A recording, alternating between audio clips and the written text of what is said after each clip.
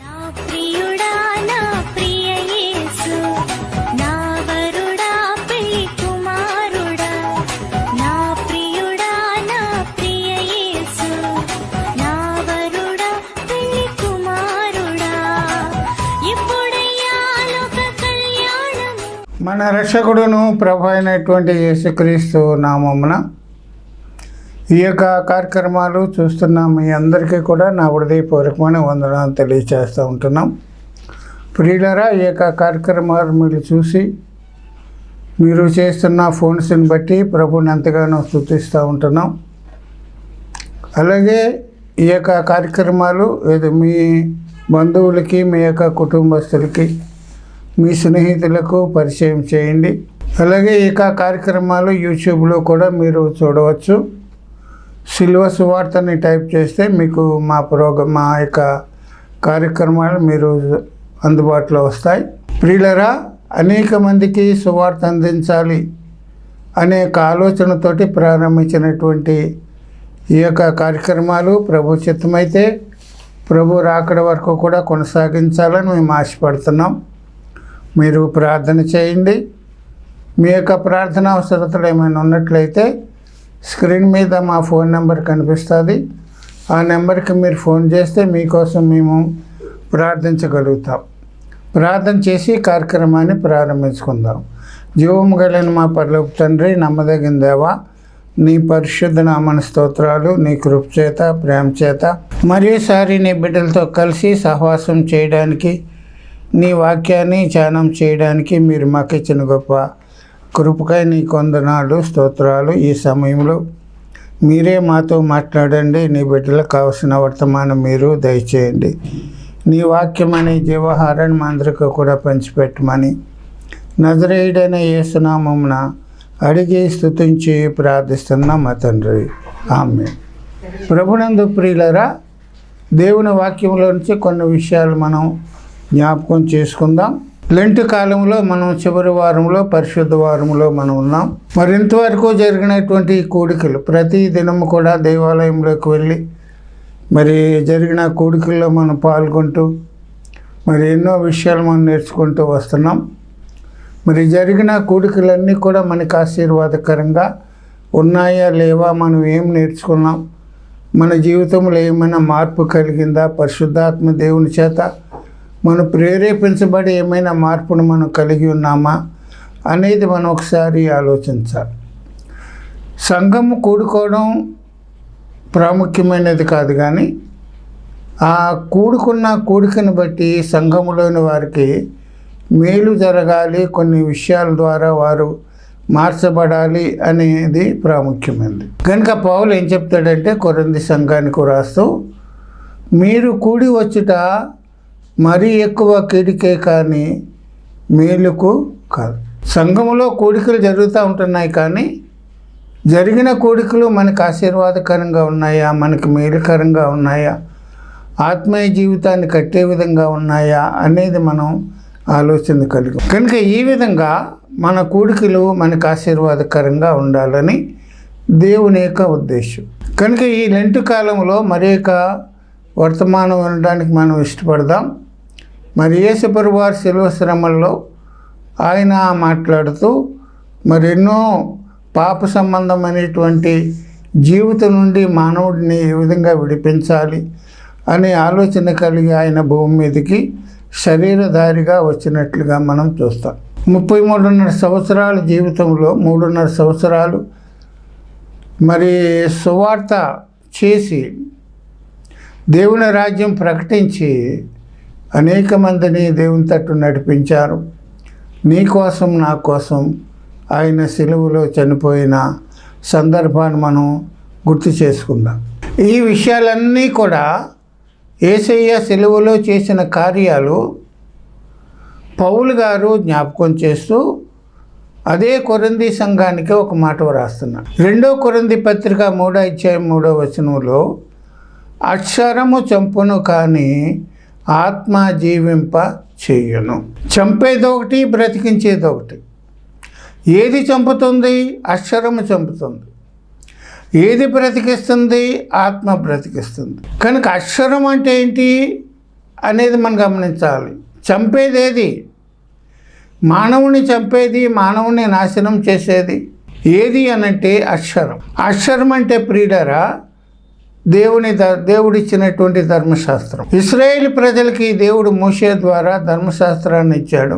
కనుక ఆ ధర్మశాస్త్రం ప్రకారంగా ప్రజలు నడుచుకోవాలని దేవుడు మోషేతోటి చెప్పాడు.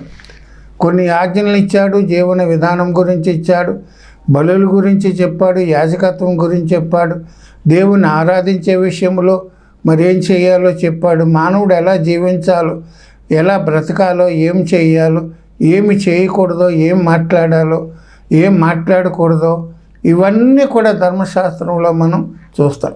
మరి విశేషంగా ఆజ్ఞలను మనం చూస్తాం. ఈ ధర్మశాస్త్రంలో ప్రియులారా ఎవరైనా దేనినైనా అతిక్రమించినట్లయితే దానికి శిక్ష కూడా ధర్మశాస్త్రం చెప్తుంది. ఎవరైనా ధర్మశాస్త్రాన్ని అతిక్రమిస్తే వాడికి శిక్ష విధించబడుతుంది. మరణశిక్ష, ఇంకా మామూలు శిక్ష కాదు, మరణశిక్ష. కనుక అక్షరము చంపుతుంది అంటే ధర్మశాస్త్రం చంపుతుంది. అంటే మానవుడు ధర్మశాస్త్రం యొక్క అధికారములో ఉన్నాడు. మానవుడు ధర్మశాస్త్రం యొక్క ఏలుబడి క్రింద ఉన్నాడు. ధర్మశాస్త్రంలో ఏ చిన్నదాన్నైనా మనం అతిక్రమించినప్పుడు తగినటువంటి శిక్ష మనం అనుభవించాలి. అది పాత నిబంధన కాలంలో దేవుడు వారికి ఇచ్చినటువంటి పరిస్థితులు. కనుక ఆ అక్షరము చంపును ఆత్మ జీవింప చేస్తుంది. ఆత్మ అంటే దేవుడు ఆత్మ కనుక ఆయనను ఆరాధించేవారు ఆత్మతో సత్యముతో దేవుడు బ్రతికిస్తాడు. దేవుడే ధర్మశాస్త్రాన్ని ఇచ్చాడు, అది చంపుతుంది. కానీ ఆ దేవుడే మనల్ని తిరిగి బ్రతికిస్తున్నాడు. కనుక చంపేది దేవుడిచ్చిందే, బ్రతికించేది కూడా దేవుడే. ఇలా ఎందుకు జరుగుతుంది? దేవుడు రెండు ఏ విధంగా ఇచ్చాడు అనేది మనం ఒకసారి పరిశీలించుకోవాలి. కనుక ధర్మశాస్త్రంలో ఎన్నో రకాలైనటువంటి విధానాలు, నియమాలు, నిబంధనలు దేవుడు ధర్మశాస్త్రంలో పెట్టాడు. కనుక ఆ ధర్మశాస్త్రం మానవుడి మీద ఏలుబడి చేస్తుంది. ప్రియులారా ధర్మశాస్త్రం ఏం చెప్తుందంటే ధర్మశాస్త్రము పాపం అంటే ఏంటో తెలియచేస్తున్న పరిస్థితులు మనం చూస్తున్నాం. కనుక ధర్మశాస్త్రము చంపేది, మానవుని చంపేది, బ్రతికించేది కాదు. మానవుని మీద తన కోపాన్ని చూపించేది. కనుక ధర్మశాస్త్రము దేవుని ఆత్మ పనిచేసేది. లేకపోతే చంపే సందర్భం, బ్రతికించిన సందర్భం రెండూ కూడా ఎక్కడ జరిగినాయి? ధర్మశాస్త్రం పనిచేసిన చోట దేవుడు పనిచేశాడు. ధర్మశాస్త్రం చంపితే దేవుడు బ్రతికించాడు. ఆ సందర్భాన్ని మనం ఒకసారి జ్ఞాపకం చేసుకుందాం. ధర్మశాస్త్రము దేవుడు పనిచేసినటువంటి సందర్భం యోహాను సువార్త 1:11 యేసుప్రభువు వారు దేవాలయంలో ఉంటున్నప్పుడు ఆయన దగ్గరికి శాస్త్రులు, పరిసయ్యులు మరి అనేక మంది జనం వచ్చి దేవాలయంలోకి వచ్చి, అయ్యా ఇదిగో ఒక స్త్రీని తీసుకొచ్చారు, ఇదిగో ఈ స్త్రీ వ్యభిచారము చేయుచుండగా పట్టబడింది, అట్టివారిని రాళ్లతో కొట్టి చంపాలని మోషే ధర్మశాస్త్రంలో వ్రాసాడు. అంచేత మేము ఆమెను చంపడానికి కూడా చేత్తో రాళ్ళు పట్టుకొచ్చాం, ఆమెను చంపాలనే మేము వచ్చాం, అయినప్పుడు కూడా నువ్వేం చెప్తావు అని యేసయ్యను అడిగినట్లుగా మనం చూస్తాం. గమనించండి, ధర్మశాస్త్రం ఏం చెప్తుందంటే వ్యభిచారం చేసేవారిని ప్రియులరా చంపమని, రాళ్ళు రువి చంపమని మోషే ధర్మశాస్త్రంలో వ్రాసాడు. కనుక ఆమెను రాళ్లతో కొట్టి చంపాలి. ధర్మశాస్త్ర ప్రకారంగా శిక్ష ఏంటంటే రాళ్లతో కొట్టి చంపాలి. కానీ ఆత్మ బ్రతికిస్తుంది అంటున్నాడు. అక్కడ యేసయ్య ఉన్నాడు. యేసయ్య బ్రతికించేవాడు, మనల్ని చంపేవాడు, శిక్షించేవాడు, మరి భక్షించేవాడు కాదు ఆయన. యేసు రక్షించును. యేసు అన్న మాటకు రక్షకుడు అని అర్థం. ఆయన లోకాన్ని రక్షించడానికే వచ్చాడు, కానీ మనల్ని శిక్షించడానికి కానీ భక్షించడానికి కానీ చంపడానికి కానీ ఆయన ఈ లోకానికి రాలేదు. పాపులను రక్షించుటకు క్రీస్తు యేసు ఈ లోకానికి వచ్చాడు. అంత మాత్రమే కాదు, తన ప్రజలను వారి పాపముల నుండి ఆయనే రక్షించును గనుక ఆయనకు యేసు అని పేరు పెట్టాడు. ఆయన రక్షిస్తాడు, పాపం నుండి ఆయన రక్షిస్తాడు, విడిపిస్తాడు. అంత మాత్రమే కాదు, నశించిన దానిని వెతికి రక్షించడానికి ఆయన ఈ లోకానికి వచ్చాడు. యేసుప్రభు వారు ఏమన్నారంటే, నేను ధర్మశాస్త్రాన్ని నెరవేర్చడానికి వచ్చాను కానీ దాన్ని కొట్టివేయడానికి నేను రాలేదన్నాను. కనుక ఇప్పుడు యేసయ్య చేయవలసిన పని ఏంటంటే ధర్మశాస్త్రాన్ని నెరవేర్చాలి. నేను రక్షించడానికి వచ్చానని చెప్పాడు కనుక ఆ యొక్క పాపము చేసిన స్త్రీని కూడా రక్షించాలి, మరణము నుండి ఆమెను రక్షించాలి. యేసయ్య చేయవలసిన కార్యాలు ఇవి. దేవాలయంలోకి ఆమెను ధర్మశాస్త్రం ప్రకారంగా రాళ్ళు వేయబడాలి. యేసయ్య ఆమెను రక్షించే పరిస్థితి కూడా ఉన్నట్లుగా మనం చూస్తాం. వాళ్ళందరూ కూడా చేత్తో రాళ్ళు పట్టుకుని వచ్చేసారు. యేసయ్య వేయమంటే వేసేద్దాం అన్నట్టుగా. అవసరమైతే ఆయన మీద కూడా రాళ్ళు వేయడానికి వాళ్ళు సిద్ధపడి వచ్చారు. అయితే యేసుప్రభు వారు ఏమీ కూడా మాట్లాడలేదు. అయితే ఆయన మాట్లాడకుండా ఏం చెప్పాడంటే, నేల మీద ఏదో వ్రాస్తూ ఉన్నాడని వాక్యం చెప్తుంది. ఆయన మాట చెప్పలేదు కానీ నేల మీద ఏదో వ్రాస్తున్నాడు. అయితే ఏమి వ్రాస్తున్నాడు అని బైబిల్లో మనకి కనపడదు, ఏమి రాశాడు. కానీ ఏమి వ్రాసి ఉంటాడు అనేది మనకి కొన్ని తలంపులు మనం కలిగి ఉందాం. దేవుడిచ్చిన తలంపులు మీతో పంచుకుంటున్నా. ఏమి వ్రాశాడు ఆయన? ఏమి వ్రాసి ఉంటాడంటే, ప్రియులరా, ధర్మశాస్త్రం ఏం చెప్తుందంటే, లేవీకాండం 20:10 పరుని భార్యతో వ్యభిచరించిన వానికి, అనగా తన పొరుగువాని భార్యతో వ్యభిచరించిన వానికిని ఆ వ్యభిచారిణికిని మరణశిక్ష విధించవలెను. వ్యభిచారం చేసే పురుషుణ్ణి స్త్రీని ఇద్దరిని కూడా రాళ్లతో కొట్టి చంపాలని ధర్మశాస్త్రం చెప్పింది. కానీ వీళ్ళు ఎవరిని తీసుకొచ్చారు? వ్యభిచారం చేస్తుండగా, చేసిన తర్వాత కాదు, చేయడానికి ముందు కాదు. While they are doing adultery, చేయుచుండగా అక్కడ పాపం జరుగుతుంది. ఒక పురుషుడు స్త్రీ అక్కడ పాపం చేస్తూ ఉంటున్నప్పుడు ఇద్దరిని తీసుకురావాలి. కానీ వీళ్ళు మాత్రం ఒక స్త్రీని మాత్రమే తీసుకొచ్చారు. కనుక యేసయ్య ఏమి వ్రాసి ఉంటాడంటే, అయ్యా, ధర్మశాస్త్రములు ఇద్దరినీ తీసుకుని ఇద్దరికీ శిక్ష విధించాలని ధర్మశాస్త్రం చెప్తుంది. మరి మీరు ఒక్క స్త్రీనే తీసుకొచ్చారేంటి? మరి ఆ పురుషుని కూడా మీరు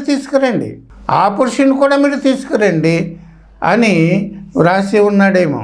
ఆ పురుషుడేడి అని యేసయ్య మరి నేల మీద వ్రాసి ఉండొచ్చు. రెండవ తలంపు ఏంటంటే, ఆమె వ్యభిచారి అంటే ఒకరితో సంబంధం ఉండేది కాదు, అనేక మందితో సంబంధం కలిగి డబ్బు కోసం తన శరీరాన్ని నమ్ముకునే స్త్రీ ఆమె. కనుక ఆమెతో పాపం చేసిన వారు, ఆ వ్యభిచారితో పాపం చేసిన వారు కూడా ఆ గుంపులో ఉండొచ్చు. వారి పేర్లు కూడా ఆయన వ్రాసి ఉండొచ్చు. ఇదిగో నువ్వు నీతిమంతుడిగా చెప్తున్నావు, ఇవాళ రాయి పట్టుకొచ్చావు, ఇది ఒకప్పుడు నువ్వు కూడా ఆమెతో పాపం చేసావు కదా, నీవు చేసావు అని వారి పేర్లు కూడా ఆయన వ్రాసి ఉండవచ్చు. ప్రియులరా, ఈ విధంగా ఆయన నేల మీద వ్రాస్తూ ఉంటున్నట్లుగా మనం వాక్యంలో చూస్తూ ఉంటున్నాం. గమనించండి, రాళ్ళు పట్టుకొచ్చిన వారందరూ కూడా నీతిమంతులు కాదు. వారి వ్యభిచారమే కాకోకుండా ఏదో రకమైన పాపం చేసి ఉండొచ్చు. గనుక ఆ పాపం చేసిన ఆ పాపాలన్నీ కూడా నీవు చేసావు, నువ్వు ఇది చేసావు, నువ్వు అబద్ధం ఆడావు, నువ్వు మోసం చేసావని పేర్లు వారు చేసిన పాపం కూడా ఆయన అక్కడ వ్రాసి ఉండొచ్చు. గనుక యేసయ్య నేల మీద ఏమో వ్రాస్తున్నాడు. మనకు వచ్చిన తలంపులు చెప్పారు. గనుక ఇప్పుడు యేసయ్య వ్రాస్తూ ఏమన్నాడంటే, అయ్యా, మీలో పాపము లేనివాడు ఆమె మీద మొదట రాయి వేయండి అన్నాడు. మీలో పాపం లేని వాడు ఎవడైనా ఉంటే ఆమె మీద రాయి వేయండి అని చెప్పి మరలా నేల మీద వ్రాస్తున్నారు. గమనించండి ప్రియులారా, ఆ నేల మీద వ్రాసింది వాళ్ళు చూశారు కనుక వారందరి పేర్లు అక్కడ కనిపిస్తున్నాయి. ఆమెతో పాపం చేసిన వాడు మరి ఆ పురుషుడిని ఎందుకు తీసుకురాలేదు అని వారి తప్పు వారికి అక్కడ కనిపిస్తుంది. వివిధ నేరాలు పాపాలు చేసిన వారందరి పేర్లు కూడా ఆయన వ్రాశాడు. కనుక రాళ్ళు పట్టుకొచ్చిన వారు ఎవరు కూడా నీతిమంతులు కాదు, పరిశుద్ధులు కాదు. కనుక యేసయ్య చెప్పిన మాటను బట్టి మీలో పాపము లేనివాడు ఆమె మీద రాయి వేయండి అని చెప్పినప్పుడు ప్రతి వారు కూడా వారు మనస్సాక్షి గద్దించిందయ్యా, నువ్వు నీతిమంతుడువా, నువ్వే పాపం చేయలేదా, పలానా చోట అన్యాయం చేసావే, అక్రమం చేసావే, మోసం చేసావే, నువ్వు తప్పు చేసావు కదా, పాపం చేసావు కదా అని ప్రతి వారి మనస్సాక్షి వారిని గద్దించింది. యేసయ్య రాసిన పేర్లు వారి పేర్లు కూడా ఉన్నాయేమో. కనుక వారి పేర్లు చూసి మనస్సాక్షి చేత గద్దించబడి వాళ్ళు తీసుకొచ్చిన రాళ్ళన్నీ కూడా అక్కడే వదిలిపెట్టేసి పెద్దవారు మొదలుకొని చిన్నవారు వరకు కూడా వాళ్ళు వెళ్ళిపోయినట్లుగా మనం చూస్తాం. గమనించండి, యేసయ్య రాయి వేయమన్నాడు అంటే ధర్మశాస్త్రాన్ని నెరవేర్చాడు. రాళ్ళు వేయమనడంలో ఆయన ధర్మశాస్త్రాన్ని నెరవేర్చాడు. పాపిని ఎలా రక్షించాడు, ఇప్పుడు ఆమెను ఎలా రక్షించాడు? అందరూ వెళ్ళిపోయారు, యేసయ్య ఒక్కడే మిగిలాడు, ఆమె మధ్యలో నిలవబడింది. అప్పుడు యేసయ్య అమ్మా, నీకు ఎవరు కూడా శిక్ష విధించలేదా? అది లేదు ప్రభు అన్నది. యేసయ్య ఏమన్నాడంటే, నేను నీకు శిక్ష విధించను, రాయి వేసే అర్హత నాకున్నప్పటికి కూడా నేను నిన్ను శిక్షించను. పాపిని రక్షించడానికి వచ్చాను కానీ శిక్షించడానికి రానని చెప్పి ఆయన యొక్క స్త్రీని మరణము నుండి ఆయన రక్షించాడు.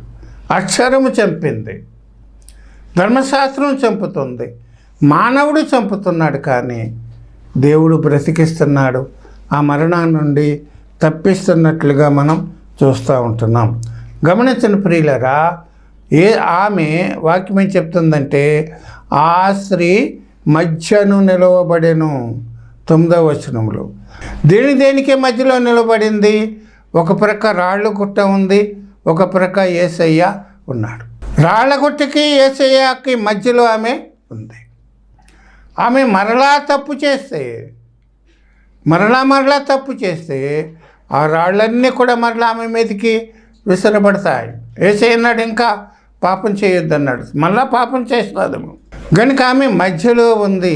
దేనికి మధ్యలో ఉందంటే ప్రియులరా, రాళ్ళకి యేసయ్యకి మధ్యలో ఉంది. ధర్మశాస్త్రం నెరవేర్చేవాడికి మధ్యలో ఆమె ఉంది. మరణానికి జీవానికి మధ్యలో ఆమె నిలబడింది. చీకటికి వెలుక్కి మధ్యలో ఆమె నిలవబడింది. అక్షరానికి ఆత్మకు మధ్యలో ఆమె నిలవబడింది. ప్రియులరా, మానవుని పాపానికి దేవుని కోపానికి మధ్యలో ఆమె నిలవబడింది. మరి విశేషంగా పాత నిబంధనకు క్రొత్త నిబంధనకు ఆమె మధ్యలో నిలవబడినట్లుగా మనం చూస్తూ ఉంటున్నాం. గమనించండి ప్రియులరా, ఆమె మధ్యలో నిలవబడింది. ధర్మశాస్త్రం ఆమె మీద అధికారం చేస్తూ ఉంటున్నప్పుడు ఆయన ప్రియులరా ఆమెను ఏమి రక్షించాడంటే యేసయ్య అనేకుల కొరకు విమోచన క్రయధనంగా తన పాపం విమోచన క్రయధం చెల్లించడానికి ఆయన ఈ లోకానికి వచ్చాడు.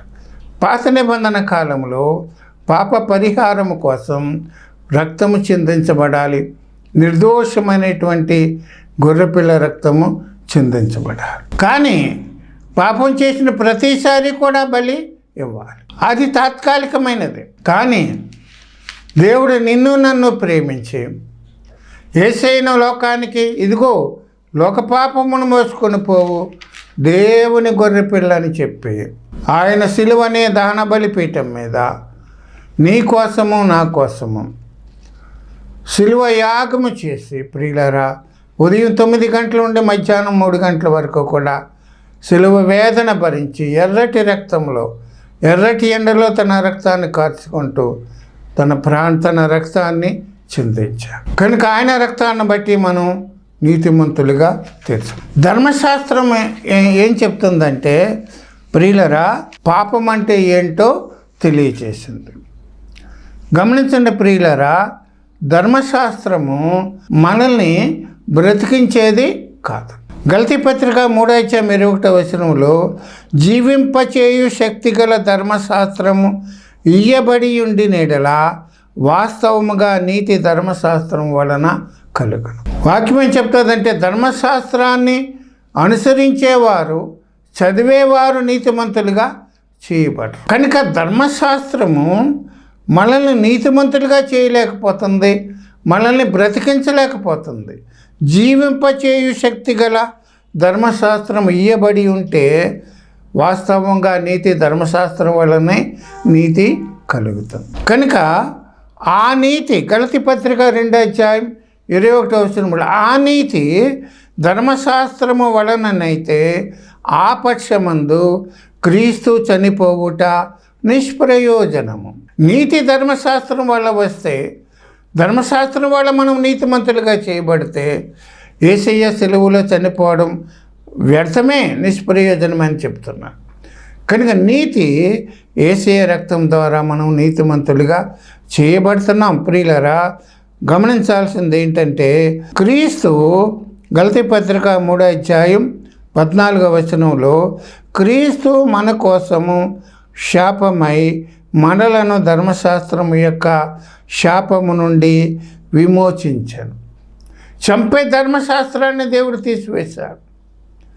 ధర్మశాస్త్రం మానవుడికి మేలు చేయలేదు, ధర్మశాస్త్రం మానవుని రక్షించలేదు, ధర్మశాస్త్రం మానవుని నీతిమంతుడిగా చేయడం లేదు. కనుక చంపే ధర్మశాస్త్రాన్ని యేసయ్య సిలువలో శాపగ్రస్తుడైపోయి ధర్మశాస్త్రము యొక్క శాపము నుండి, అధికారము నుండి దేవుడు మనల్ని విమోచించాడు. కనుక ప్రియులరా, యేసయ్య సిలువలో ధర్మశాస్త్రాన్ని నెరవేర్చి దానిని కొట్టివేశాడు. కనుక అక్షరము చంపింది, అక్షరాన్ని దేవుడు నెరవేర్చి మనల్ని ఏం చేశాడంటే క్రొత్త నిబంధనలోనికి తీసుకొని వచ్చాడు. యేసయ్య అప్పగించబడిన రాత్రి ద్రాక్షారసం యొక్క గిన్నెను పట్టుకొని, ఇదిగో అనేకుల కొరకు చిందించబడుతున్న నా రక్తము వలనైన క్రొత్త నిబంధన. యేసయ్య మరణము వరకు కూడా పాత నిబంధన ఉంది, యేసయ్య మరణించిన తర్వాత క్రొత్త నిబంధన వచ్చింది. గనుక యేసయ్య ఏం చేశాడంటే 2 కొరింథీ పత్రిక 3:14 మరియు వారి మనస్సులు కఠినములాయను గనుక నేటి వరకు పాత నిబంధన చదువుచున్నప్పుడు అది క్రీస్తునందు కొట్టివేయబడినని వారికి తేటపరచబడక ఆ ముసుకే వారి మీద నిలిచి ఉన్నది. సిలువలో యేసయ్య ధర్మశాస్త్రాన్ని నెరవేర్చాడు, కొట్టివేశాడు. ప్రామిసరీ నోటు అప్పు తీర్చేసిన తర్వాత ఆ నోటికి ఇంకా విలువ ఉండదు, దాన్ని చింపేయడమే. ధర్మశాస్త్రాన్ని నెరవేర్చిన తర్వాత ఆయన దానిని కొట్టివేశాడు, సెలవులో కొట్టివేశాడు. ఇంకా కొంచెం వివరంగా చదివితే రోమాపత్రిక 10:4 విశ్వసించు వానికి నీతి కలుగుటకై క్రీస్తు ధర్మశాస్త్రమునకు సమాప్తి అయి ఉన్నాడు. ధర్మశాస్త్రాన్ని అంతం చేసి, పాత నిబంధనను అంతం చేసి, ధర్మశాస్త్రము దేనికి కూడా సంపూర్ణ సిద్ధి కలుగ చేయలేదు. ధర్మశాస్త్రం ఏదైతే చేయలేకపోయిందో, అంటే మానవుణ్ణి రక్షించే కార్యక్రమం ధర్మశాస్త్రంలో లేదు కనుక, ధర్మశాస్త్రం ఏదైతే చేయలేకపోయిందో దేవుడు దానిని చేశాడు.